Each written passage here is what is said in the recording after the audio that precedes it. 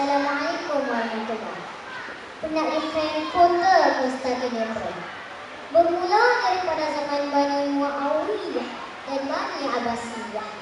Percubaan demi percubaan dilakukan, berbagai strategi disusun dan dirangka. Namun, kota tersebut masih teguh berdiri, tidak berjaya ditebus. Seterusnya pada zaman Bani Utsmaniyah, lahir seorang manusia yang sejak kecil dididik, diasuh, dipasak kukuh dalam jiwanya keimanan dan ketakwaan.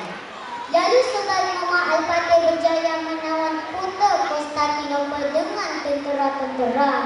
Maka percayalah kata-kata saya, iman dan takwa pencetus ummah gemilang. Terima kasih saudara pengurusi majlis di jemputan seterusnya hadirin dan hadirat. Menurut Imam Al-Ghazali dalam buah fikirnya, Ihya Ulumuddin, iman didefinisikan sebagai keyakinan yang tulus dan utuh terhadap ajaran Islam. Bukan sekadar keyakinan intelektual, tetapi juga memerlukan perhatian spiritual yang mendalam. Sementara itu, takwa merupakan kepatuhan dan ketaatan manusia dalam menunaikan perintah Allah dan menjauhi larangannya. Dan apabila kita sedang berbicara tentang kesan iman dan takwa, kita sebenarnya perlu untuk memahami betapa ummah gemilang adalah ummah Islam yang hidup dalam kesatuan, saling bekerjasama dalam kebajikan, menjunjung tinggi nilai-nilai agama. Ummah gemilang memiliki gelorak budi bahasa dan ketinggian fikir. Tuntasnya, iman dan takwa pencetus ummah gemilang memudahkan kita untuk berbicara tentang bagaimana dengan adanya iman dan takwa akhirnya dapat melahirkan ummah yang gemilang.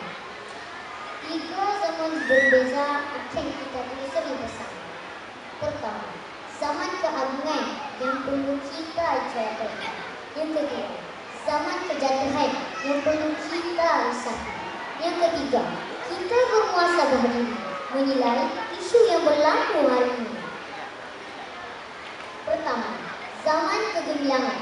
Ibnu Taimiyah menyatakan betapa kukuhnya iman dan takwa kepada Allah akhirnya dapat menghidupkan kebudayaan ilmu pengetahuan, pemerintahan yang berpasangkan keadilan, serta kehidupan yang dihiasi dengan nilai-nilai keperimanusiaan.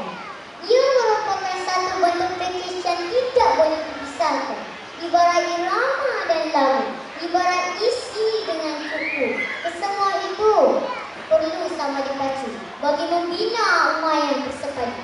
Buktinya, bagaimana kebangkitan kerajaan Turki Utsmaniyah misalnya adalah disebabkan masyarakat Islam ketika itu mempunyai semangat kecintaan pada agama dan perhatian yang tinggi terhadap ilmu.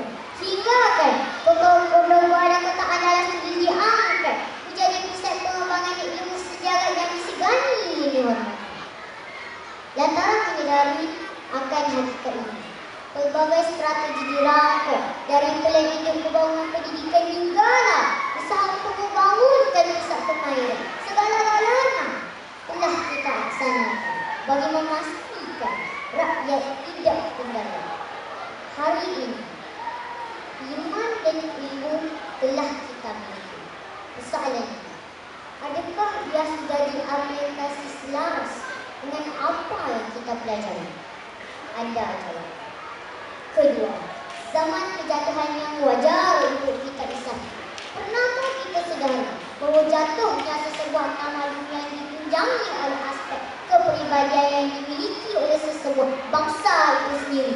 Dari cara pemerintahan seorang raja hinggalah keadaan seorang hamba, dari kejujuran seorang pemimpin hinggalah ketaatan kelompok yang dipimpin. Kesemua daripada mereka perlu menjadikan keimanan dan ketakwaan sebagai asas jati diri. Buktinya, Maharaja Yusuf Edward Severus telah menanam bibit kehancuran empayar melalui masalah korupsi dan penyalahgunaan kuasa di era pemerintahannya. Kehidupan rakyat tidak terbela, yang kaya terus kaya, yang papa terus derita. Akhirnya, empayar tidak kemana, hanya tinggal. Hadirin yang hadir sekalian, ketiga, kita bermuasabah diri menilai isu yang berlaku aku hari ini. Dunia pada hari ini bagi aku hebat. Dari segi pembangunan materialnya, benar, persaingan untuk mendapatkan kekayaan berlaku di mana sahaja. Namun, adakah kita layak dikatakan sebagai umat gemilang? Sekiranya di mana tidak diiringi ketakwaan, kita percaya bahwa Allah itu ada. Dunia ini sementara. Namun, adakah kita beramal dan bertakwa dengan ajarannya? Hingga kan banyak isu-isu semasa yang berlaku menunjukkan tanda-tanda tidak bermoral. Gemilangkah kita sekiranya pembangunan ekonomi yang dijana telah menghalalkan anak kita diseksa kerana kerakusan tangan-tangan manusia? Gemilangkah kita sekiranya senjata canggih yang dicipta telah menghalalkan kekejaman, penindasan dan pembunuhan ke atas mereka yang tidak berdosa? Adakah itu yang kita katakan sebagai ummah gemilang yang kita bangga-banggakan? Anda tahu.